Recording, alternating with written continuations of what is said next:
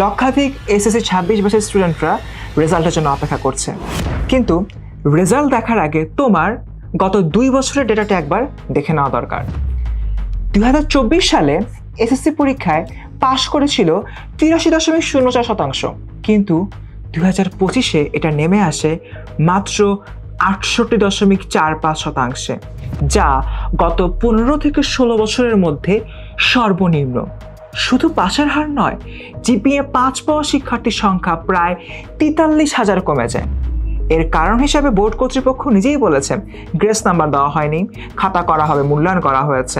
তার মানে কড়াকড়ির এই ধারা এবারও চলতে পারে এবং এসএসসি রেজাল্ট হয়তো 24-25-এর মতো সহজ হবে, এই আশা না রাখাই ভালো।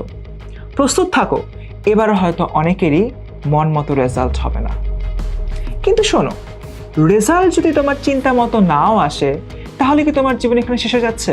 উত্তর হচ্ছে কি না। এসএসসি তোমার জীবনের একটা ধাপ মাত্র, শেষ কথা নয়। এইচএসসিতে ভালো করে এই রেজাল্ট পুরোপুরি কভার করে দেওয়া যায়। আসো, এই জিনিসটা আমরা একটা গল্পের মাধ্যমে তোমাদেরকে জানাই, একদম রিয়েল লাইফ একটা এক্সাম্পল।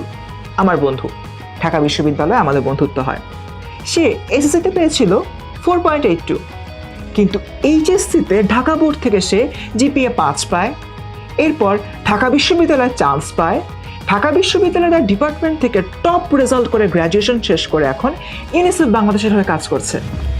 এই উদাহরণ থেকে খুব সহজেই বোঝা যায়, যদি এখন থেকে তুমি সিরিয়াস হও, তাহলে এসএসসির রেজাল্ট তোমার ভবিষ্যৎকে কিছুটা নেগেটিভলি ইফেক্ট করলেও পুরোপুরি শেষ করে দেবে না। আর হ্যাঁ, আরেকটা কথা মাথায় রেখো, কলেজে ভর্তি হওয়াটা জাস্ট একটা প্রসেস, ওটা নিজের গতিতে চলবে। কিন্তু তোমার এইচএসসির পড়াশোনা শুরু করাটা সম্পূর্ণ তোমার হাতে। কলেজের নাম বড় হলেই রেজাল্ট ভালো হয়ে যায় না, আসল কাজ করতে হবে তোমাকে। তাই কলেজ নিয়ে যতটুকু সময় দরকার ততটুকুই দাও, কিন্তু নিজের পড়াশোনায় বেশি মনোযোগ দাও। সামনে তোমাদের কলেজ অ্যাডমিশন, কলেজের র্যাঙ্কিং দেখছো, কলেজের র্যাঙ্কিং নাম্বার 1, তার মানে আমি ভালো রেজাল্ট করব, ব্যাপারটা কিন্তু এরকম না। কলেজের র্যাঙ্কিং নাম্বার 1 কিন্তু তুমি করেছো ফেল, এটার চেয়ে বেশি ভালো হবে তুমি যে কোনো কলেজ থেকে পাশ করে যদি তোমার বোর্ডে তুমি ভালো রেজাল্ট করতে পারো। তাই এসএসসি এর রেজাল্ট যেমনই আসুক, এই মুহূর্তে ভেঙে পড়া যাবে না। বিগত বছরের তথ্য বলছে এবারও হয়তো কঠিন একটা রেজাল্ট আসতে পারে, কিন্তু মনে রেখো, এটা তোমার শেষ সুযোগ না। আসল যুদ্ধ শুরু হচ্ছে রেজাল্টের পর দিন থেকে। এসএসসির রেজাল্ট যাই হোক, ভালো হোক, মন্দ হোক, 1 দিন 2 দিন, তারপর সব ভুলে যে এইচএসসির জন্য আমাদের ভালো করে প্রিপারেশন নিতে হবে। আর হ্যাঁ, তোমরা সবাই এই মুহূর্তে এসএসসির রেজাল্ট জানার জন্য খুবই উদ্গ্রীব, আর তোমাদের এই রেজাল্ট সহজে জানানোর জন্য আমরা 10 মিনিট স্কুল একটা স্পেশাল পদ্ধতি বের করেছি। কমেন্টে চলে যাও, যাবতীয় ডিটেলস সেখানে পেয়ে যাবে।